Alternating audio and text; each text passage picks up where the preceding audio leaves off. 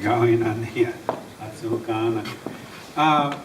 stories. I don't want to get started in the stories, but I just want to say that I want to stress the importance of what's happening today in this community, the vision that has been seen, and the collaboration of all the people coming together, the leadership of Dr. White and others.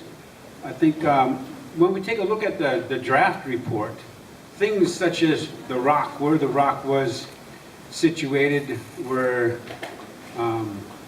Chief Buffalo said 1 mile square from that rock, which is located down on First Avenue West and Michigan Street.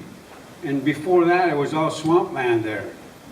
So we get a deeper understanding of what this area was like before the encroachment of the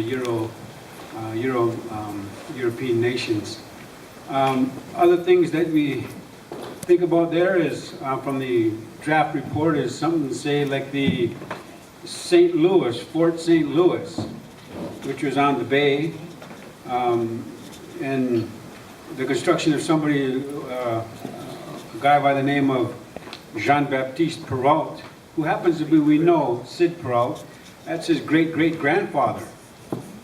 So he was instrumental in building that fort there, but there's some irony there also, because that was the site of the first execution in Minnesota, which was an Ojibwe man. So these things are out there in this report, some of those things that and then we said that the Civic Center is really reservation land, reserved land, and it was clouded title, and it still is today.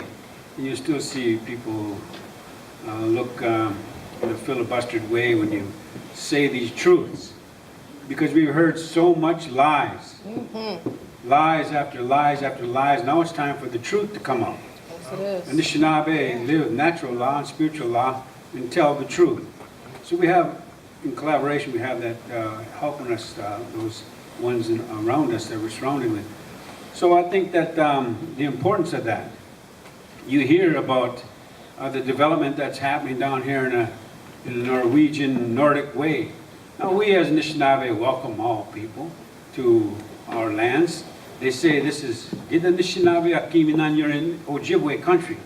We have much respect for Dakota Nation, who is here and moved and shifted. There's been that through time.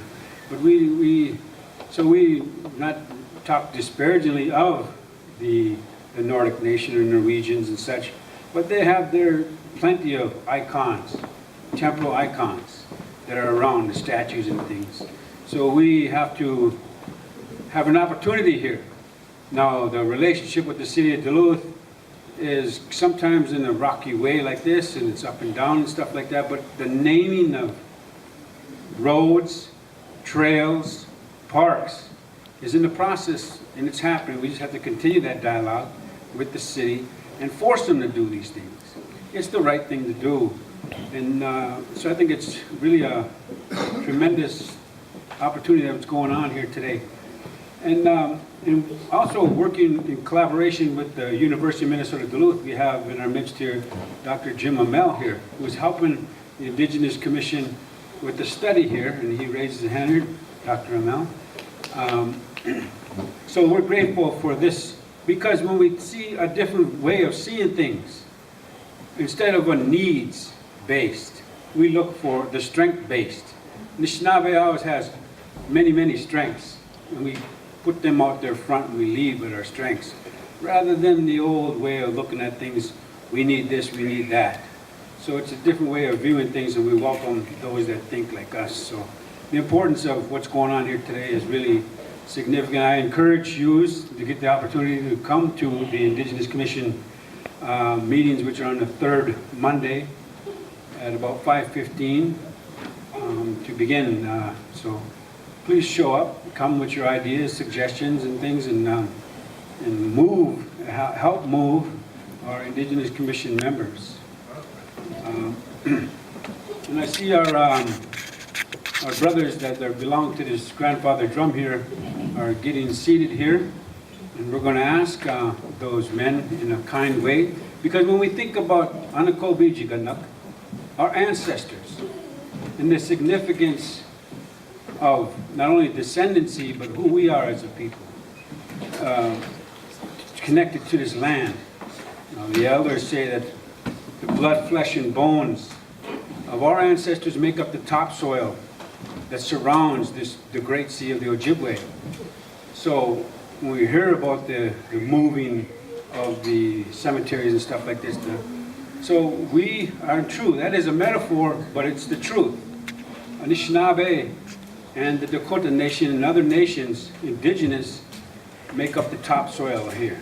It's only been 500 years, only 500 years that the European nations and other nations have come here. So we have to think about not only our leaders here today, but also the ones of the past, our ancestors. And we're going to ask in a